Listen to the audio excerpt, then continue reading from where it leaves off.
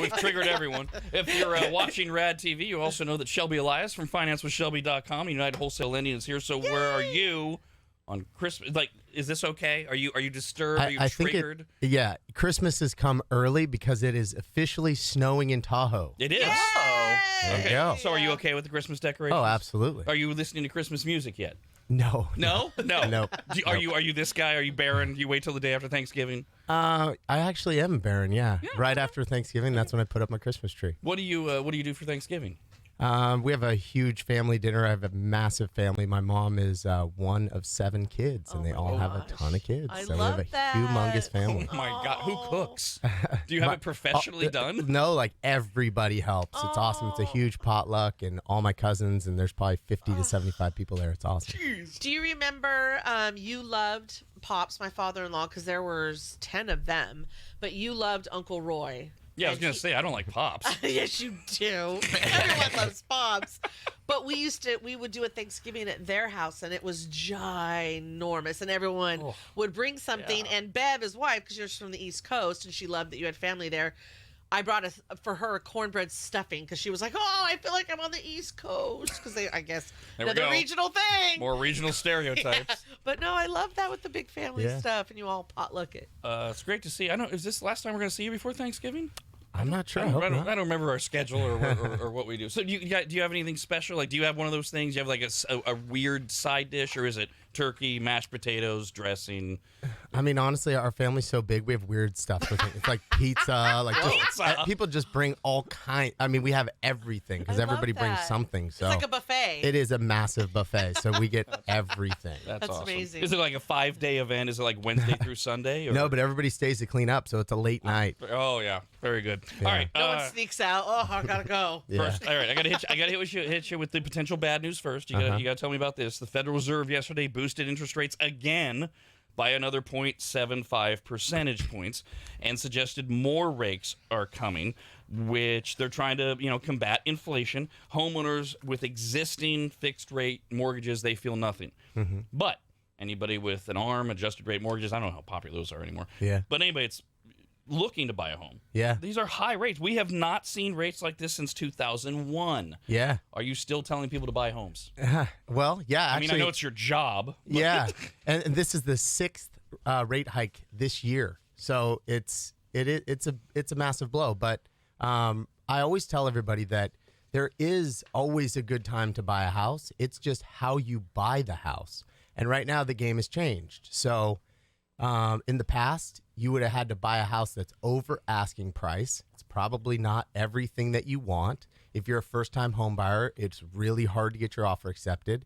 And right now, you're going after the sellers that have to sell, because realistically, the only people that are selling are the ones that have to sell. So anybody that's a move-up buyer, where they would be selling their house and buying another house, they're completely out of the game because nobody's trading in their 2.9 or 3.2 rate to sign up for 7%. Makes 0 sense. So all those guys are out. A lot of the investors are out because they don't see a good return on investment as far as cash flow, the difference between your payment and rent. So really, it's a first-time home buyer game right now, and I would suggest writing multiple offers. Write offers really low. If the seller does not counter you back, that means that you wrote an offer too high. You want to go in low, and then you want them to come back and go, there's no way I'm selling my house for that, but I'll sell it for this. And then okay, I'm in the game. And it's very important that you take into consideration like key factors. You want to know the tone of the voice of the listing agent when they come back to you after you write your offer. If they say, there's no way my seller is going that low, we're not even going to counter you back. Now you know, like, okay, I can't go that low. But if they say, well, the seller really needs to sell, go ahead and write whatever. Okay, now I'm coming in even lower than I thought. So negotiation is the key right now, and that's how you can win. And we'll go over some strategies today to help people win in this market. Phone number is 888-989-9811. You got questions for Shelby Elias from FinanceWithShelby.com. You can email us, RAD@RADRadio.com. I'm going to jump to the seller side because you do it all. Because Angela wrote in, she says, Shelby, you are truly a blessing with the knowledge that you share. We live in a very rural area where fire is insane. We put our house on the market 6 months ago. No luck. Winter's coming, tons of snow, so we let our listing expire and plan to put it back on the market come spring. We are not in a position where we have to sell. We just want to move out of state. So my help needed is, what would you recommend if the house isn't selling? Should we stick it out and keep trying to sell? And if so, how do we sell this thing? Or should we just put it up for Airbnb and try for a permanent renter? I like the idea about Airbnb. So you can analyze your Airbnb on what is it called? Why am I? Oh yeah, you said it last time. Yeah. Oh, I use it every single day. But don't you hate anyways, that? you can call me and I'll go over that. But there's a site that will actually allow you to analyze the Airbnb investment by pulling up all the other Airbnbs, and it tells you exactly how much that they're making. Is it Air DNA? There you go, That's Air right. DNA. There's Yes. our boy. Perfect. Brandon comes through. Yes, thank you. Air DNA. Yeah, so Air DNA would allow you to type in your address. It'll show you every single other property that's on Airbnb and how much money that they made. So that's a great way to analyze that. As far as your listing, you want to take your listing off of the market for 90 days. And then when you relist, it's going to show up as a brand new listing. So then that way, you're going to get the most amount of exposure that way. And then I would also check out every single property that's been listed, look at the ones that have sold in your area. Then that'll tell you what you need to do in order to list your house and actually sell it. So if they did landscaping, if they have new paint, things like that, also be creative in the way that you are listing it. Advertise things like, we're willing to give you a $20,000 credit towards repairs, and if you put $50,000 into this house, then it'll be worth $100,000 more. So offer credits like that and show them the strategy on how to win with your property. All right, let's jump back to the buyers then. And you are big on this equity builder program right now. Why? Yeah. How is it? How does it work? Because this is first-time home buyer stuff. Yeah, right? and it's a grant, so it's going away. So, this isn't like this is going to last forever. So I think that we probably have enough funds to last maybe another 3 months. But and then you think it's going away. Yeah, and then it's going to go away because they only allocate so much funds to give away. They're literally giving away money. And for first-time home buyers, if it's your primary residence, you get 10% down for free. You can use that to your down payment, your closing costs. You literally will come out of pocket with zero money. So I think that that's a phenomenal opportunity. And again, in the market that we were in 8 months ago, no seller would accept that. So now you have an opportunity to get literally 10% down for free. You buy a $400,000 house, that's $40,000. They make you be a first-time home buyer. There's an income limit of $81,920. So as long as you make under that amount. As a couple, as whatever, right? Yeah, well, it could be as a couple, but also if it's a husband and a wife, I can use just the husband to qualify or just the wife. So they could make $140,000, but we're only going to use the husband. Yep. Got it. Yeah, Wow. and it's a great way to buy. If you're a first-time home buyer and you want to buy this house, and even if you say, well, I want to buy a house that's higher priced, I want to buy a $500,000 house. Well, why don't you think about buying this house? Use the 10% down for free. Keep all the money that you currently have for down payment. Live in this house, and then use the money that you have in the future to buy another house and rent this house out. So, there's a ton of ways to win, but this program's literally free money. I would take advantage of this as soon as possible. Some other things that you can do too is you can keep the funds that you have for your down payment, use the funds here, and then use those to renovate the property. So again, the ways that you win in this market, you want to write low offers so you can get maybe a seller credit, then get the free government money, and then use your own money to fix the house up. So, I mean, if you hit that, you're winning no matter what. Now, if you use the Equity Builder program as a first-time home buyer to get into a house because it's a challenging time, but people want to buy, people should buy, you always want to own property, can they refinance when the rates go down?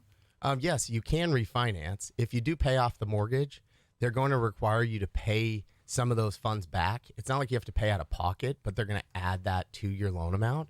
And it's scheduled based on how long that you've been in the home. So if you've been there for 2 years, they might require you to pay 20% back, or you know what I mean? It depends how long that you've been there. This is reminding me of something that my husband and I went through, and I'm just really excited, like the way you're describing for people that want to buy right now, and when you eliminated who actually is selling, right? It's people that have to. Mm-hmm. And what makes me excited about that is because my husband and I had misfortune over 15 years ago, and we were that person. We had to sell the house. Yeah.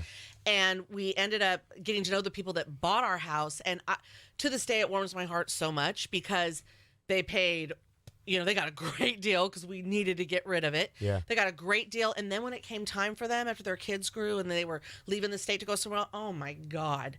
The profit they made out of that house, it almost makes me cry. Incredible. Yeah. So it's kind of like, it might sound harsh to some people, but it's like our misfortune was the fortune for someone else. And that happens a lot, Yeah. and that's just the kind of the way that it works. And it is kind of a beautiful thing. I mean, look at it that way. You're going to do something really beautiful for someone else, Hello there. Tyler, go ahead. Hi, how's it going? I had a question about a flip I have listed right now.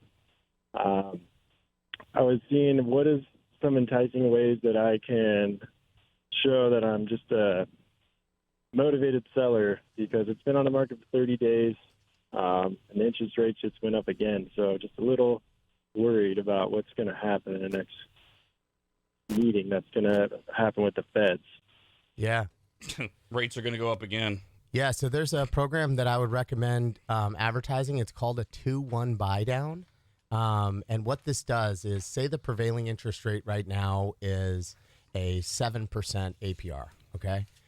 Then for the first year, I can go all the way down to a 5%.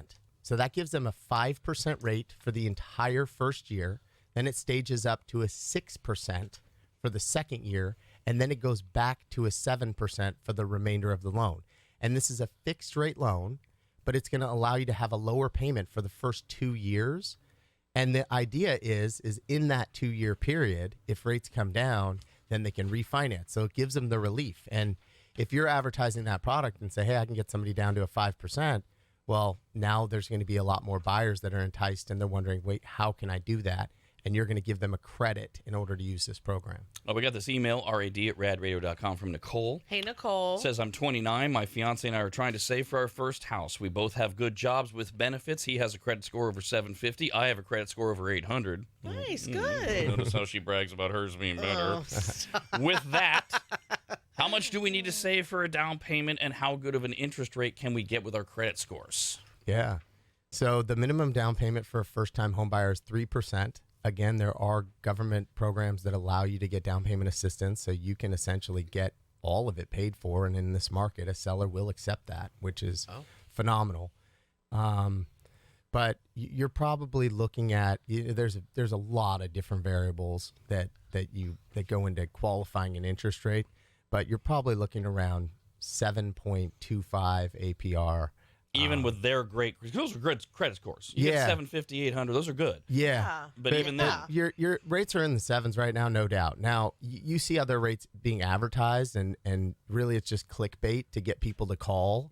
But what it's doing is they're actually charging you a ton of fees to get that rate down. So if you don't understand how to read those loan estimates that get sent out, then you can end up paying a ton of money in fees and have no idea. So, but that's what they're using to get these rates down. They charge you more fees, the interest rate go down. You want less fees, the interest rate goes up. That's how it works. phone number is 888-989-9811. Hi, Russell. Good morning, guys. Hey, Shelby, just had a quick question for you. I'm on the road right now, but as soon as I get to a stopping point, I'm going to try to get online to your website. What would be the credit requirement for the new home buyer program? Like what would the lowest credit you could see somebody coming in and actually having success with? So there's different products available. You can use this with a conventional loan or an FHA loan, but you can go down to a 640 credit score. For the Equity Builder program? Yeah. Because we also got this email from Samantha. Says, do you qualify for the Equity Builder program when you are employed as an independent contractor? Yes, they're going to use your adjusted gross income to qualify.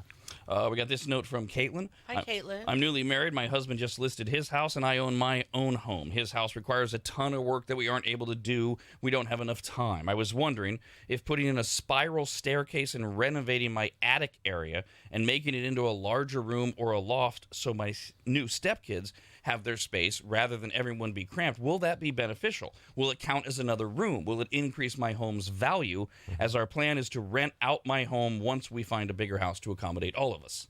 Yes, it absolutely will if you get it permitted. If you don't permit it, then it will not be counted as square footage, legal square footage. So you want to make sure that you get it permitted. Also with the spiral staircase, it's not as user-friendly as a regular staircase. So if you can somehow put a regular staircase in, now it feels like way more usable square footage. So I would consider that. And getting it permitted, because that can sound overwhelming, that's as simple as your contractor should handle that. I mean, you could handle that. You literally just walk in, tell them what you want to do, and pay the fee. Hello there. Laura, go ahead. Hi, good morning. Good morning. Hi. So I had a question about first-time buyers for homes. I was just having like a lot of people giving me their own advice, and there was one person that was telling me there was like a rural house loan that you don't have to put anything down. And my question is, wouldn't there be closing costs to put anything down? And then, or my credit score, wouldn't that have to be like a certain amount also to help me? And I'm just in the situation where I'm trying to fix my credit score. I've had family members use it, so it's like down to a 400. So I fixed it all the way up. I'm like at a 620 right now, which is not very great, but it's better than when I had it before. But right now with like my student loans and all my cars, and we went through our savings because we got into a couple of different car accidents. We're just stuck like in this place, but we want to get out of our apartment because we're paying $1,700, which we might as well be paying a mortgage payment with that amount. Yeah. So there is a rural housing program that allows you to put no money down. So that is a really good avenue. It's called a USDA loan. So, and you do have to fit into those guidelines in order to make it work. But yeah, give us a call and we can go over that and qualify you. But just keep plugging away. One thing that I do want to mention though is when people say, I'm getting all of this advice, one key just in everything in life that I've come to understand is don't listen to all the noise. It's so funny. The people that are going to offer their advice, they don't even own a home. And they're like, oh, yeah, do this. Or, oh, man, you better watch out here. And you're like, you don't even own a house. What are you talking about? So only take advice from people that are actually better than you. This, I mean, I hate to say it, but this includes your parents. Yeah. If your parents aren't living the life that you want to eventually live, then you can't listen to them for advice because they're not in the place that you're trying to go. Did she say cars or cards? Cars is what I heard. Cars? Cars, like auto loans? Yeah. Mm-hmm. Okay. By the way, as you know from being in Texas and meeting a listener when you were there, we have people listening all over the country. They want to know, is the Equity Builder program, is this California specific or is it available elsewhere? I believe it's available everywhere. I don't know for certain because I'm only licensed in a couple different states. But yeah. Phone number is 888-989-9811. Hi, Bob. Hi, how's it going? Hey, Hi. go ahead. Question was, why are loan companies required to use like the federal interest rate at 7.25 when they can just compete and get somebody a lower interest rate and make money? I mean, no matter what the interest rate is, the loan company's still making money. Well, there's an interesting question. Why can't somebody come along and say, who cares what this interest rate is? We're gonna give you 5%. Because it's the cost that they're also being charged to borrow money, and they're selling those loans on the secondary mortgage market. So it's not like they just make whatever interest that they want. Now, here's some way that you can achieve that. If you go to your buddy and you say, hey, you want to make some money? Lend me $100,000. Then it's completely off of that, and they're not selling that as secondary mortgage market. So those are called hard money loans. You can go to some investor that has some money, wants to put it somewhere, get a lower rate. But hard money right now is going for like that's the reason why the banks can't just, pick and choose what rates that they want or who they want to lend to for a cheaper amount. Hello, Jason.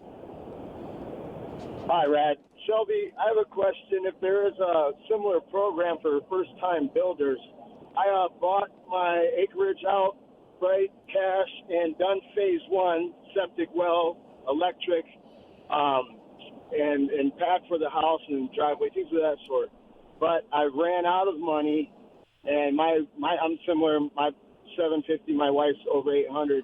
Is there a program to help us get money to build this house, basically, so I could use that money to help pay for my mortgage, or at least know that I have a little bit of a nest egg?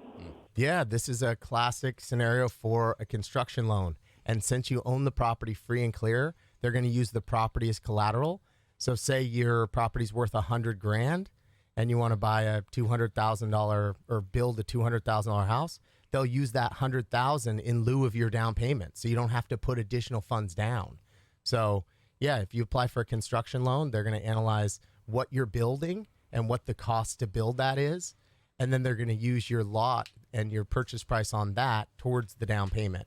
We got this note from Robert. Hey, Robert. Says, my dad is trying to sell his house. He recently made his backyard patio into another room. I haven't asked him yet if he got a permit for it or not. But if he hasn't and still puts the house on the market, can he get hit with some kind of fine?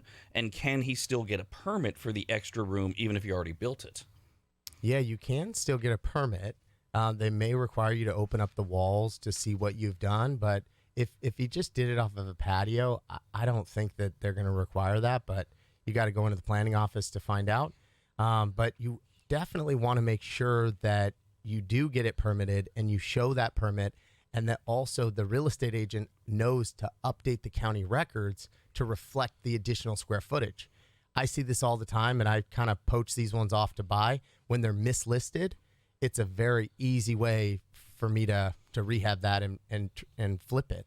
But as a seller, you want to make sure that all of those items are done so you're getting the most amount of square footage. You can sell it for the highest price. Every time you're on, we get a bunch of emails, and then when I'm out, I meet people. I think there's a lot of people like Robert who are in that age range where they're thinking about their parents. Mm-hmm. And you've talked before, we haven't done it for a few months, but you are a proponent of reverse mortgages, and people still think they're this giant scam. You got Tom Selleck going on the air saying, I wouldn't do this if I thought it was a scam. I mean, it's Tom Selleck. I mean, it's Tom Selleck, right? I mean Tom Selleck and Shelby, there you Blue go. Bloods, throw Henry Winkler in there, and we've got the trifecta. Yeah. You still, can you explain quickly why phenomenal. it's not a terrible idea? Yeah, it's not a terrible idea at all. It's actually a government-backed loan, and one thing that people think is that if you do a reverse mortgage, then you don't own the home anymore. The bank owns the home. That is 100% false. And it's even better because if you outlive the loan, say you live to be 110, then your house will never go upside down in equity. They cap you at 95% of whatever the value is. Wow. So when you pass away, your kids get the home and they'll always have at least 5% equity. So I'll give you another example. Say you currently owe $200,000, your house is worth $800,000, and you're above 62 years old. Prime candidate. So you have enough equity to last you for the remainder of your life. So now what you do is you no longer make your monthly payment. And if your monthly payment was $2,000 a month, now you don't make that $2,000 payment, and it comes out of your equity every month. Wow. So your balance is going in reverse. If you owe $200,000, the next month you owe $202,000. Yeah, and it continues to go in reverse. So instead of you pay nothing, and your balance goes up. And again, if you pass away and now you owe $280, then your kids get the house. They have two options. One, they can sell it, and then whatever, if it's at $280, then they sell it for $800. They keep all of that, amount. It's not like they don't get that. That's like so mortgage money. Yeah, basically in a bank or they account could refinance and keep it. So they have the choice to do that. And there's just so many misconceptions. But honestly, I think the number one thing is that the kids are just banking on the fact that they're going to get this house. Jeez. And they don't want, their parents to eat up all the equity. And I mean, that's a legit concern, but that's what people think. So they're like, I'm going to talk this down. And when their mom brings up, hey, I'm thinking about getting a reverse mortgage, they're like, no way, don't do that. So that's what I hear a lot of is like, well, my kids are telling me not to do it. Oh. And again, it's like, that stinks, but it's a phenomenal opportunity. You want your parents to live the best life. Those are the last years. And their biggest expense is their mortgage. You can literally eliminate that. Who's eligible for a reverse mortgage? Anybody who's over, I think it's 62 and a half or 63 years old for sure. And you do them. Yeah. FinanceWithShelby.com. All right. Hello there, Bill. Go ahead. Hey, good morning. A couple of years ago, I had a new air conditioning system installed, and the company financed it through, I believe it's called a HERO loan, HERO. And it was $100 a month added onto my taxes. Lately, I've been paying off a lot of bills, and I'd like to try to pay this off, but I have no idea how to find it if it's on my taxes. You can go to a title company or email a title company like Fidelity or something like that, and you could ask them to pull a preliminary title report. It will show that lien on there. But again, I would see how much that they're charging you for that, because, it might make more sense to leave it on there. I know it stinks as an expense, but if you have a low interest rate on it, then, it might not be worth paying that off. We got this note from Christine. Says, we are looking at moving to Texas soon. My husband wants to sell to an iBuyer. Is there anything to be cautious about using that instead of going the realtor route to sell? Yeah, any of those online platforms, you have to realize that what they are going to do is flip your house. And so they're going to give you a lowball offer. It is a very seamless, transaction. It's very easy. You literally go on there. They send you a lowball offer. You accept it. You're done. But in the grand scheme of things, you can sell your house for a lot more money. That being said, there's a lot of people out there that do want to sell their house for a discounted price, so just get out of it. If that's the case, call me first. Don't call them. Hello there, Patrick. Go ahead. Hey, good morning, guys. Hey, Shelby, we closed on a house around February, March of earlier this year with the VA home loan, and it was my understanding that if you are a disabled vet, that they waive the VA home loan fee. Yeah. I wasn't qualified as a disabled vet at the time we closed, but I just got the qualification just last week, actually. Can we go back and request to have that fee waived now that I'm a disabled vet, since it's been less than a year, or can you do it after the fact? Is there a time frame, or does that work at all? No, it doesn't work at all. But the good news is that when you do refinance, which you probably will at some point in the future, that VA funding fee would come back again.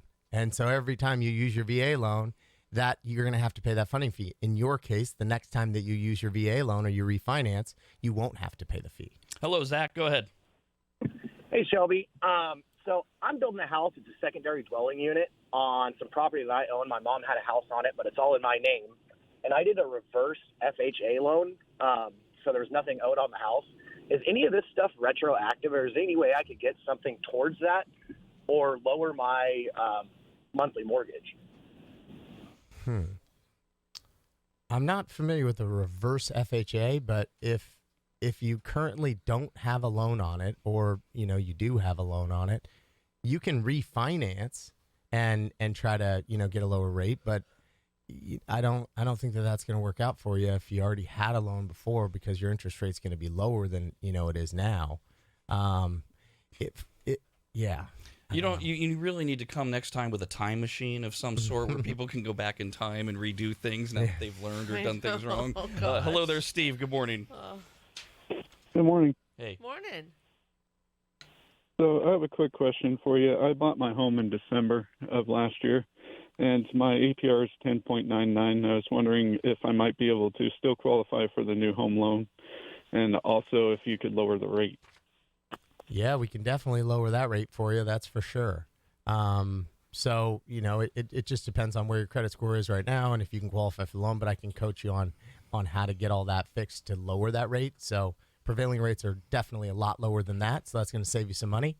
But you can't, the other half of your question, you can't you can't do the first time home buyer program if you already own a house. More you retroactive stuff. Yeah, not own a house for 3 years before you're considered a first time home buyer. This could be great for other people. And that is something that you've mentioned over and over again that people don't realize. You can be a first-time home buyer even though you've owned a home in the past. Yeah, yep. You just got to wait 3 years and then you're back. Because and there's a lot of people, especially after the 2008 crash, who did short sales, things like that. They've never wanted to get back into the market. They're like, well, I'm not a first-time home buyer. Well, actually, you are. Yeah. If it's been 3 years. Totally. We got a different Steve. Go ahead, Steve. Go ahead. Hey, good morning, everybody. How are you? Hey, what's Good up? morning. It's anybody. Hey, real quick, I could ask you a dozen questions, but there's one pressing. My dad's in his 80s. He built a house, owns it outright in Seattle. He's going to will it to me when he passes. Now, we were told he should put me on the deed. That way we would avoid inheritance taxes in the state of Washington. Are there any downfalls of that, or does that sound like a real positive thing? It is a positive thing. Here in California, if you add somebody else to title, the only negative is that they reassess your property value. Ooh. So if he's owned the house for a really long time, he probably has very low property taxes. So if you add somebody else to title, now they reassess your property taxes, and that could go up, and that could affect, his monthly payment. So that would be the only downside that I see. But the positive side to that is, yes, you'll then be on the property. And if he does pass away, then you can take right over, and there's nothing that needs to be done. You already own the house. So, asking for a friend. Let's say you have a father who's older and owns a house that, I don't know, is worth $1 million, $2 million, whatever. What about the idea of the house belongs to the trust? And let's just say in this random example, I mean, whoever is the only kid. So like you get the trust. What's the difference between going on deed and becoming the owner of the trust, and the trust owns the home? There's no difference. Since you own the trust owns the house, you're going to immediately take over. Cool. So I'm good. there. I'm You're good. All right, good. Oh, and the state gets nothing. That's the idea, right? That's what we're always going for all the time. Absolutely. They get enough. Yeah, of course. Hello there, Daniel. Good morning. Hey, good morning. Hey. I'm on some property now. I rent for my in-laws with my wife, 6 acres, and we're in a real small house. I would be a first-time home buyer. I am a veteran, and what I'm considering doing was, I don't know the difference between a construction loan, first-time home buyer. I'd like to clear some of the property and put a modular home on the property. What would that look like? I'm not a huge fan of modular homes Here because we go. they don't appreciate the same, and they also make it harder for you to ever sell the property as a whole. So, I would definitely recommend trying to build a property, another house on there. You can also use SB9 in order to subdivide the lot. So I would go into the county and check that out to say, hey, can I actually apply for a lot division here? At that point, you can build another unit, and then it's actually sellable. So that would be the best route.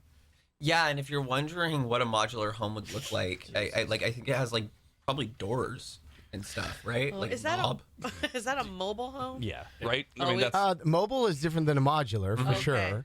But or a manufactured, manufactured home is different than a mobile home. Mobile home actually has wheels. Oh. Sometimes you can't see the wheels, but they're there. Okay. But so you can still that's move mobile. Yeah. Mobile, right? Mobile. But a manufactured home just means that they manufactured it somewhere else. It's like a Lincoln Logs. They put it all together, there. Okay. I was trying. We've lived in both growing up. I was trying to figure what one was what. For those of you who grew up in a certain economic class, we learned math inside of these at the back of the school. Yeah. What is, you have you've been on enough now to where we know certain things are going to come up. So what do you like to crap on more, modular homes or brand new homes? Because you've taken a shot at both of them. Yeah, every time I say anything about brand new homes, I get hate mail. They're like, why? Stop ripping on new homes. I'm like, well, hey, look, I'm speaking the truth.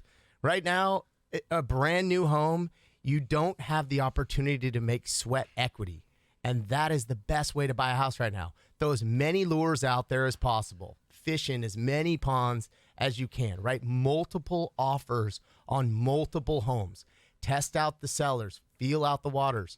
Your goal is to buy the property below market value, negotiate a credit that you can use to do basically flip that house. So if the house is 600,000, get a credit for 60,000, which would be great. Take the $60,000, use that to renovate the home that creates another $60,000 in equity. Now you just walked into $120,000 equity. That's how you win in this market. You cannot do that if you buy a brand new home. There's no opportunity for sweat equity. So what we call this is your equity has been stripped. It's already been stripped by the new home builder. They're selling that house. They built it the best that it possibly can. They're selling it for the max dollar, and none of your neighbors can even remodel their homes. So you're literally just hoping that the market will go up, which it's not going up right now. So you're just sitting there praying, hopefully it goes up. But other places, you can not only negotiate a better deal with a personal seller, but you also have the ability to where if your neighbor fixes his house up, your house goes up. And there's no landscaping. You know, either one of them. I mean, I guess you can negotiate a better deal on a modular home. That's for sure. Perhaps the most important question of the day, AJ is writing in. But first we have to ask you, what kind of shoes you wearing today? Hugo Boss. Okay, because we do a thing on RADTV during commercial breaks once a day. Queenie and I host the shoe cam where we show off our shoes. It's actually more than just shoes, but it's also wardrobes because Queenie's so into fashion and all that. Because AJ wrote in and said, I saw Shelby wearing Nike Air Force Ones on Instagram, and I was wondering if those were the Louis Vuitton Air Force Ones, which can be priced up to 5 figures. Did he get them from Louis Vuitton? Nice. Oh, man, I don't know how I should answer this. I don't want somebody breaking in my house to steal my shoes. It's okay to be proud of being successful. Yes, though. they were. I wore them. It was boy. a special occasion. We're sitting courtside, busted out the Louis Vuitton Air Force Ones. Good for you. Pretty hard shoes to get. That is how people should feel. They should feel good. Bye-bye. The shoe cam's coming up here in mere moments. Shelby Elias from financewithshelby.com. You can follow him on Instagram, Shelby Elias, Elias, posting videos, helpful stuff, free knowledge all the time that you're getting out there. Anything else you want to mention before we let you go? No, I mean, just Instagram is the best platform for knowledge. So I constantly am putting out new content, showing people how to win in this market, showing people how to buy a house, how to sell a house. Every single thing that you need is going to be on my Instagram. Please share the posts that I post up. The more we share it, the more we can help people together. It's just my name, Shelby Elias. You'll also get to see the shoes that you plan to burgle from him as you slip into your black and white stripes and grab your bag with a $$ sign on it. So financewithshelby.com.